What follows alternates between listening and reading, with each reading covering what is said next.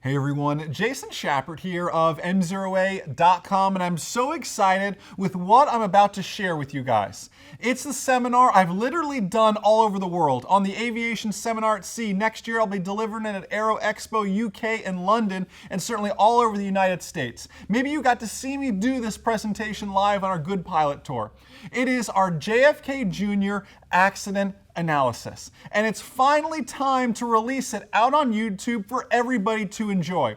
And the reason we're doing this is really twofold. Well, first off, we're celebrating the release of our new movie, Flying Again, which you see on your screen there, flyingagainmovie.com, where we worked with rusty pilots from all over the country to help get them flying, get them current again. It's almost a 90-minute documentary that really pulls at your heartstrings, not only for the pilots, but for the non-flying pilots in your life. Visit flyingagainmovie.com to check it out, get a DVD copy, or more importantly, see where it's coming to a theater near you. Aviation on the big screen. How cool is that? And also, while we're promoting Flying Again all this month of January, we're also talking about our online ground school, groundschoolacademy.com, where I have some crazy sign-up bonuses, which include getting all my books for free for those of you who sign up. And maybe you saw the movie and say, Jason, it's time to get back in the cockpit. Well, now you can jump in the ground school. Or maybe you say, Jason, I made a New Year's resolution to learn to fly. groundschoolacademy.com. It's there for you guys. So listen, let's get chatting about it though. Let's talk about the JFK Jr. accident analysis. Now, here's what we're going to talk about today. And I hope this is a little bit of a longer video, so I hope you've set aside half an hour to really take all this in. It is a great accident analysis, and here's what we're going to talk about. I'm actually going to show you a simulation of the JFK Jr. accident. We went in and created this accident using NTSB data and primary radar data to create this accident to a T. To show you all that, to show you as he climbs in and out of the clouds all the way up to the accident, from takeoff to accident. Obviously, we abbreviate it a little bit because it's a very long flight, but we break it down for you, and I'm going to narrate that flight for you. I'm going to show you and teach you the chain of events leading up to this accident. And what I want you to walk away from knowing at the end of this video is airplanes don't just crash, engines don't just quit, airplanes don't just magically fall out of the sky. It's a chain of events that lead up to each and every accident. And lastly, I'm going to share with you the one thing we can do to make each flight our absolute best. Let's dive into it here together. VFR into IMC. I'm a VFR pilot. I accidentally fly into IFR conditions. If that were the case, 70% of VFR into IMC accidents end in a fatality. The odds are stacked against you. So how can we learn to prevent that? That's what we're going to talk about, and we're going to teach it through the JFK Jr. story as an example. Let's start with some backstory here. First off, on June 1st, 1999, these dates now are very important. The pilot fractured his left ankle in a hang gliding accident. Now, on June 2nd, the next day, he underwent surgery for this fracture.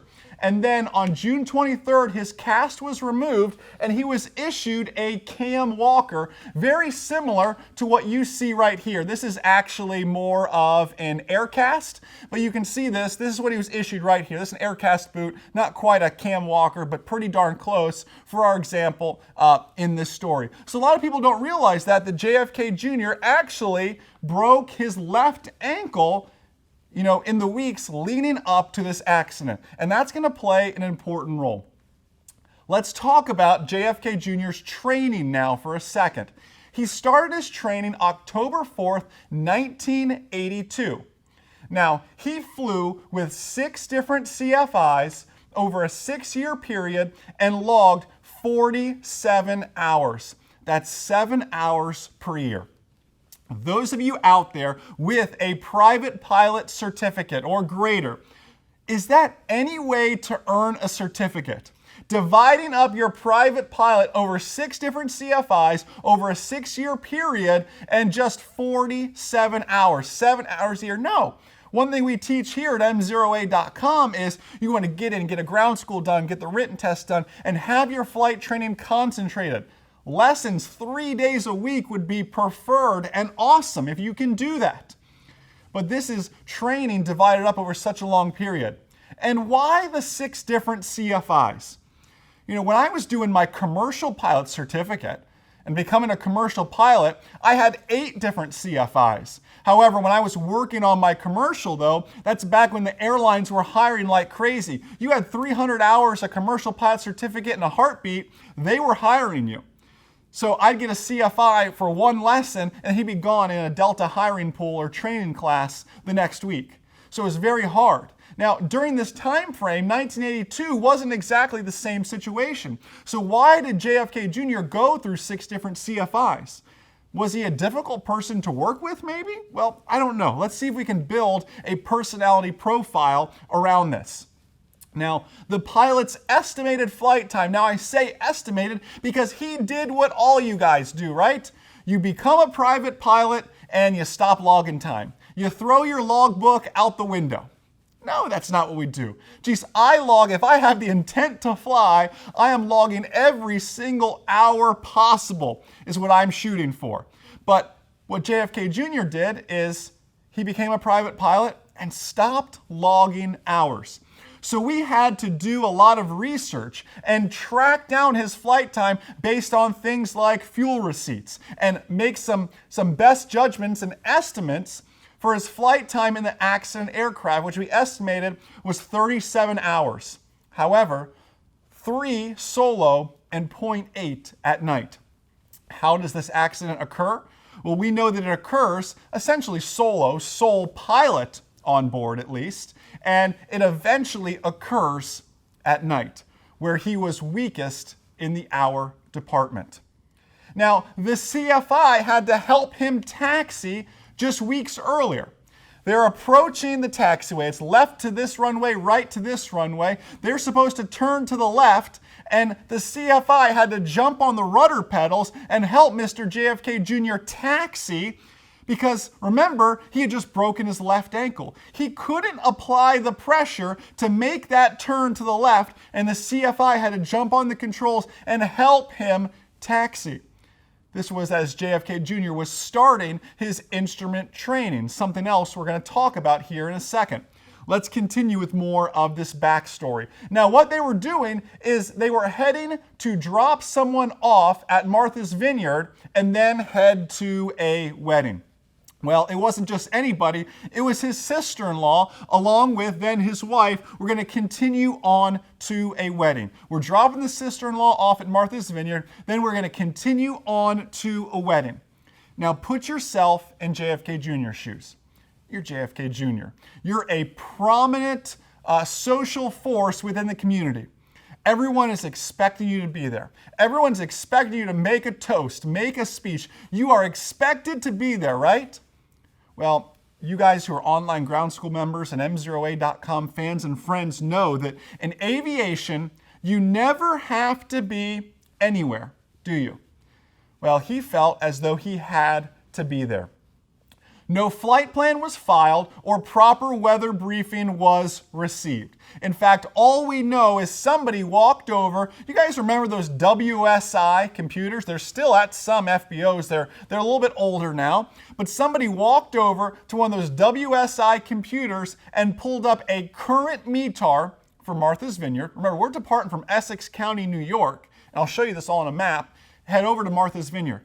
All he got was a current routine surface observation for his destination, Martha's Vineyard, and glanced at a radar image for the entire area. Now, we're assuming there is no login to prove that's JFK Jr., but the weather was so crummy, no one else was flying out of Essex County that day. So we're safe to say and assume that it was JFK Jr. that pulled up that data. Now, visibility along that route, if he would have dug a little bit deeper, he would have realized was reported as low as 4 statute miles in haze. Not exactly the best conditions for a pilot who had only taken his 3rd instrument lesson. Now this for me is the real kicker. The CFI suggested he come along and help. In fact, he called Mr. JFK Jr. the night before and said, listen, Mr. JFK Jr., I've been really watching the weather. I know you got to get to this wedding. I know you feel like you have to be there. The weather isn't that great. Listen, maybe I can come with you. Trust me, I don't mind hobnobbing at Martha's Vineyard, Hyannis, all these places. Don't worry, I'll stay out of your way. Let me fly with you. It'd be a great instrument cross country. It'd be a fun time. And you think, geez, any smart pilot say, geez, the CFI is offering to come along with me? Absolutely. And as a CFI, I'm thinking, geez, what CFI wouldn't love to go out to Martha's Vineyard and Hyannis and all these islands out in New England with some of the most powerful people in the area and hang out? You're thinking, what a great time. But JFK's exact bone-chilling words were this: I want to do it alone. What kind of person says that? What kind of personality profile are we building? Those of you who've participated in our commercial pilot ground school, or maybe those of you who are commercial pilots now, know about the hazardous attitudes. What kind of hazardous attitude is this? I'd call that the macho hazardous attitude. I can do it. I don't need anybody's help. I want to do it alone. Now, CFIs out there watching this, put yourself in this CFI shoes. You just offered to help, and your student says, I want to do it alone. What do?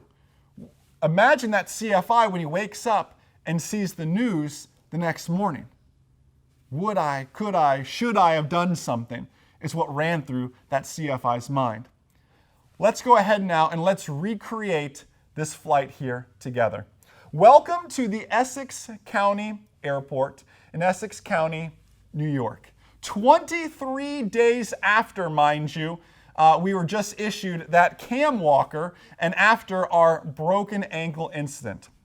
Now, what you're seeing here is really JFK Jr.'s only radio communications. He called ground, got his taxi clearance. He called tower, got his takeoff clearance, and that's it. We don't hear from him after that. But what we do know is nobody was really flying that day. So the line guys were all sitting inside the FBO, and they were kind of startled when they looked outside and said, who on earth is going flying today? And I can picture them all up against the glass, kind of peering outside, wondering, who on earth is that? And they were quoted in the newspaper saying they saw a gentleman on crutches loading bags into the airplane. Now, the ladies all get on board. This man, this mysterious man, they don't know who is on crutches throwing bags in the airplane.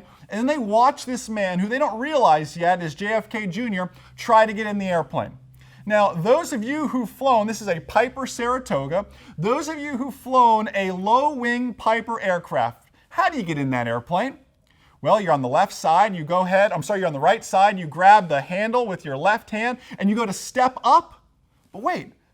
That's the same left ankle you had just broken. You can't put any weight on that.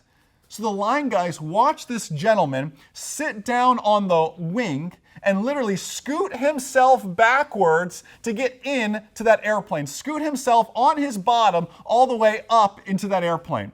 That's somebody, broken ankle or not, who is determined to go flying. Now, you'll see here in our simulation, we've just taken off from Essex County. Again, I'll show you some maps so you can kind of see what we're doing here. But when JFK Jr. took off, the temperature and the dew point were 1 degree apart. Now, guys, when we take off, the sun is already setting. The moon will start to come in this picture. It's going to cool down. Is the weather going to get better or worse as that temperature approaches that dew point? It's going to get worse. So we take off and we turn right like a 055 heading out towards the Hudson River. And I believe JFK Jr. did this for one of two reasons, possibly. We don't know, but this is Jason's theory here. He took off, and what you're seeing on this simulation, the weather is going to deteriorate just like it did that day. You're going to see the fluctuations in altitude that we pulled from his primary radar fluctuate just like they did that day. So as this weather deteriorates, I believe JFK Jr. took off and took a good look at that weather and said, geez, this isn't quite what I bargained for. Maybe I can go ahead, and if I can just get to the Hudson River, the weather will be better. Those of you guys who live near a large lake, maybe you live near the coast, you know that sometimes the weather over the ocean, over the big lake, will be totally different than the weather over land. So maybe that was his thinking. His other thinking might have been, well, I don't really want to talk to anybody. I'm not that good on the radios anyways. How am I going to avoid New York's busiest airspace? Well, the best way to do that was to head north up towards the Hudson River, then cut it across towards the Long Island Sound. Keep in mind, this is a gentleman with no instrument rating. In fact, he had started his instrument training. His CFI, the same CFI that said he told, I want to do it alone, that same CFI was quoted saying, it took us 3 attempts to pass lesson number 1 on the instrument pilot syllabus. That first lesson was VOR tracking and navigation. And it took JFK Jr. 3 attempts to do it. How can somebody become even a private pilot when they can't track and navigate to and from a VOR? So he had completed instrument pilot lesson 1. It took him 3 times to do it. Now you see that airport down there in the bottom right corner. I want you to watch for airports as well. I want you to see how many airports we pass, how many airports you can count, how many opportunities JFK Jr. had to land, to get out, to check the weather. And keep in mind, this is JFK Jr. This is the kind of guy that could have gotten on the phone and said, hey, listen, I had to divert to this airport. Can you send the Lear 25? Can you send the helicopter? I've got to get to Martha's Vineyard tonight. Can you get me there? But remember, he wanted to do it alone. It's this macho, hazardous attitude that we're going to continue to build. So we continue to fly out, and look, we make it to the Hudson River. But look at that visibility. I would argue the visibility is actually worse here. And 2, take a look at our altitude.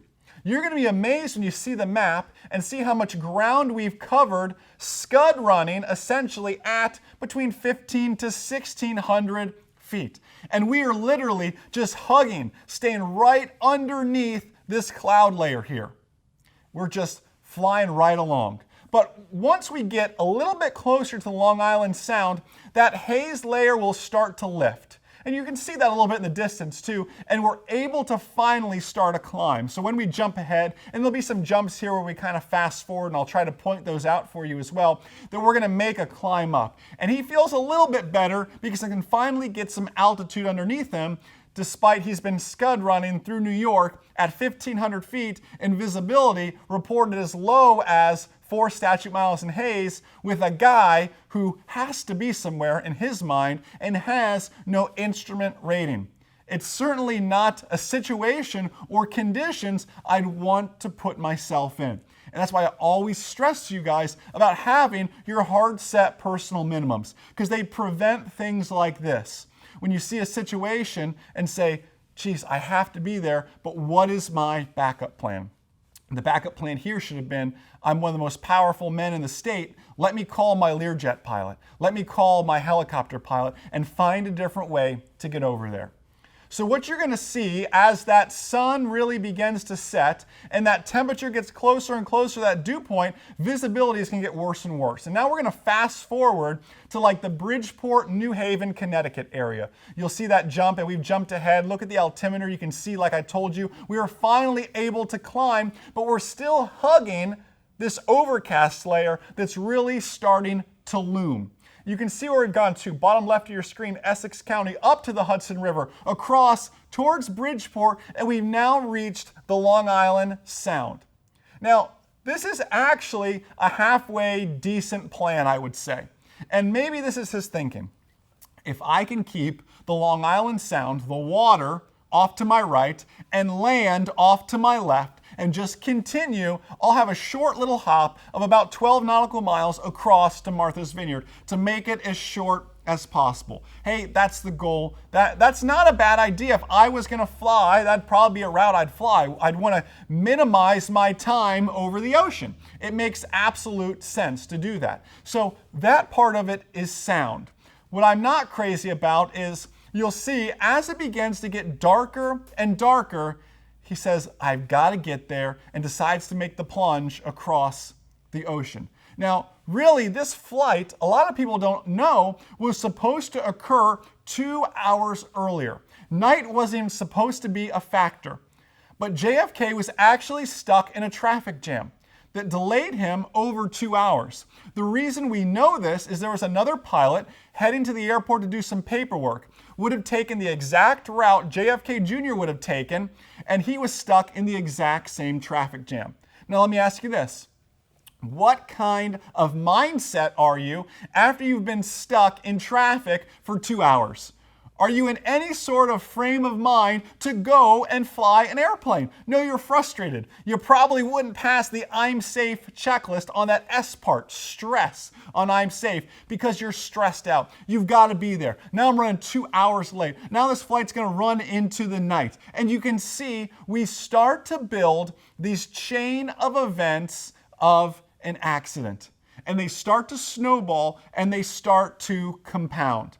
And unfortunately, in this case, night is the one that really allows it to compound. Let's fast forward now to like the Groton, New London area of Connecticut. You can see we just faded and jumped ahead there. Altitude's still about the same, but visibility is getting worse and worse. From Bridgeport, parallel that Long Island Sound up to the Groton, New London area. And as we hit this is where JFK Jr. starts to make some different decisions. He's looking for, geez, where is Martha's Vineyard? I can start to see some of these islands. You're going to start to see Block Island come into the picture. And you're going to start to see that visibility continue to degrade. In fact, there was a pilot shooting an approach. I believe it was United Airlines, was shooting an approach into Providence at this time. And the approach controller at Providence called out and said, listen, I've got a primary radar on him. I'm not talking to him. I don't know much about him, but he's crossing right through your localizer right now. You need to watch for him. And the captain comes back on. He's looking. He's got these passengers behind him, and he's looking. And finally he spots them. And the captain's words were, listen, I don't know who that guy is, but he sure doesn't belong up here today. And that person that cut him off and went blazing right through that localizer was none other than JFK Jr. Not talking to anybody, not saying a word, just trying to get there. He had what we call get there-itis, when you feel you have to be somewhere. But in aviation, friends, we know you never have to be anywhere. You're going to start to see the moon appear in some of these shots here. You're going to watch that visibility get worse and worse as that temperature approaches that dew point. If you look real hard, you'll start to see Block Island, Rhode Island out there. The visibility is kind of bad. It's a little bit hard to see. But it's at about this point where JFK Jr. is over Block Island. He realizes how dark it's getting and says, geez, I have just got to get to Martha's Vineyard. So he ditches his plan, his idea of keeping land on my left and Long Island Sound or water out to my right, and decides to make the cut across. And that's where spatial disorientation really starts to creep in. So as we approach this point, and as that sun begins to set, I want you to practice your best instrument scan for the clips that show us inside the cockpit. I want you to work on, whether you use the T-scan, the wagon wheel method, ground school members know what I'm talking about. I want you to practice your instrument scan, because I'm going to show you this all the way up until the crash. And I want to see, what could we have done differently? What could we have done a little bit better? And you're going to see how it begins to compound. This chain of events is beginning to snowball. And here you see it. The sun is beginning to set. Our flight to Martha's Vineyard has now become a sunset flight, and you look out in front of you, and it is just blue on blue.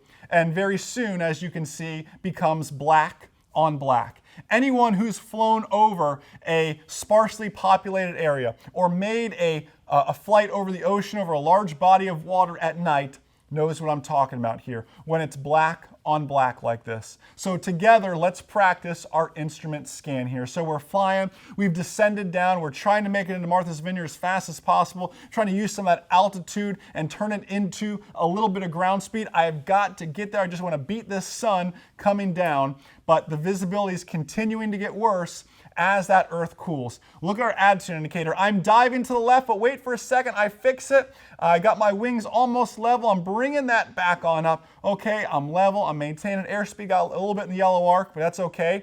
But wait, I'm pitching up now, a little bit too high, braking to the right as that nose comes down, but I'm trying to fix it here. Still relatively have it under control. In a level descent now, coming down probably a little bit faster than I should here, and a little bit over to the left. Almost a descending steep turn now as we bring it over to the left, trying to fix it, trying to fix it. Wait, I think he's got it under control. Levels the wings here for just a second, but then here comes one big pitch up. Notice our altitude 2 here, coming up to the right, and braking to the right, to the right, to the right. 1,000 feet, just like that, into the ocean. What's the irony of all this? Well, he essentially was in a graveyard spiral to the right, or a spin, could you say, to the right. What element might I want to use to recover from that to the right? Maybe I'd want to apply a little bit of left rudder. The exact same ankle I had broken just 23 days earlier. I'm not saying if JFK Jr. didn't break his ankle, he'd be alive today. I'm just saying it's a little bit ironic that that's the final little bit that happened there when I needed my left rudder the most in that case to really make that recovery. So let me ask you a question here. What would you have done differently in that situation? I wouldn't even have gone, most of you would say. I think that's a safe bet. Let's build up now together that chain of events of this accident. And it started so early with the broken ankle here. Continuing with get there-itis. They're expecting me. I've got to make this toast. I'm making a speech. I'm stuck in traffic. I'm already running late. I have just got to get there. Little night experience. What we know in that accident aircraft was 0.8. Well, he at least had the 3 hours to become a private pilot, and we know the 0.8 in his airplane, so 3.8 hours at night. You guys know how hard it is to fly at night sometimes. Next one, no weather briefing. Maybe calling up and hearing those famous words, VFR, not recommended, is what Mr. JFK Jr. needed to hear. No instrument rating. And like I shared with you, it took him 3 attempts to pass lesson number 1. The kicker for me is refusing the CFI's help. I want to do it alone, is what he said. His failure to divert. I did a little bit of math and a little bit of research on this. Keep in mind, for a good portion of our flight, it was ocean off to our right. I looked at airports that had fuel and had a beacon that were public airports that he would have passed along that route of flight within 10 nautical miles to his left, 10 nautical miles to his right. We passed 57 different airports, 57 chances to divert, to land, to get out that we passed up here. And lastly, it led to our accident. You see, all accidents like this are a chain of events. If we break the chain, if JFK Jr. takes his CFI with him, well, JFK Jr. could be alive today. If maybe he wasn't stuck in the traffic jam, had an instrument rating, and got a proper weather briefing, maybe, I'm just speculating, JFK Jr. is alive today. You see, these little things seem so subtle, like a broken ankle or no weather briefing, but when you stretch them out and give them leverage and they compound like that, they lead to an accident. And it doesn't happen the day up. It could happen 23 days ago with a broken ankle. You've got to break the chain of events early on. So now knowing that, I ask you again, what would you do differently? I hope your answer is, I would have broken the chain early on. And one way to do that is to have what I call hard set personal minimum numbers. I will not go flying if the clouds are lower than blank, visibility less than blank, or winds greater than blank. You see, when you have hard set numbers, you can read a METAR and go, okay, I said I'm not going to go flying if the visibility is less than 8. The METAR says visibility 7. I'm not going flying today. I've got a backup plan if I ever have to be somewhere. That backup plan should be to drive, to find another means to get there, but have hard set personal minimum numbers. And find yourself working through the PAVE checklist. The P in the PAVE checklist is for our pilot. How are you? Could you, the pilot, pass an I'm safe checklist? How are you, the pilot, in that airplane? How is the airplane? Is it current? Are you comfortable in that airplane? Has it met all the VFR and IFR requirements for what you're going to use it for? How are you, the pilot, in the environment? Is the environment new to you? Or how's the environment weather-wise? Does it meet your personal minimums? And then E, external pressures. Do you have to be somewhere? Are you a commercial pilot and you're being compensated to be somewhere? In aviation, it's so hard to say no. But you say no and you live to fly another day. Saying no sometimes is one of the best things you can do as a pilot, having those hard set personal minimum numbers. Here it is all in summary now, guys. All accidents have a chain of events. Break the accident chain early on and have your hard set personal minimum numbers. I hope you guys enjoyed this. I hope you guys will come out and see one of my new seminars. You think this is good? I've got some other great accident analysis in the pipeline that I'm going to work through. We'll be doing another good pilot tour that you'll see at Sun and Fun in Oshkosh. I hope you are loving the movie Flying Again. If you haven't seen it yet, go to flyingagainmovie.com to check it out. And if that inspired you and you want to get back in the cockpit or you want to learn to fly for the first time, check out our online ground school at groundschoolacademy.com. We have the craziest guarantee in the industry. Pass your check ride or I'll pay for it. If you complete our online ground school and fail your check ride on the oral examination, I will write you a check from the bank of Jason and Ashley Shapert for the $400, $500, $600, whatever your check ride cost. groundschoolacademy.com to check it out and learn more. If you love my teaching style, if you love presentations like this, you're going to love our online ground school. You're going to love our 90-minute, that's a feature-length documentary. Check it all out. Links are underneath this video. Enjoy the rest of your day, and most importantly, remember that a good pilot is always learning. Have a great day, guys. See ya. Flying Again is not just for rusty pilots, but pilots of all experience levels and even those non-pilots.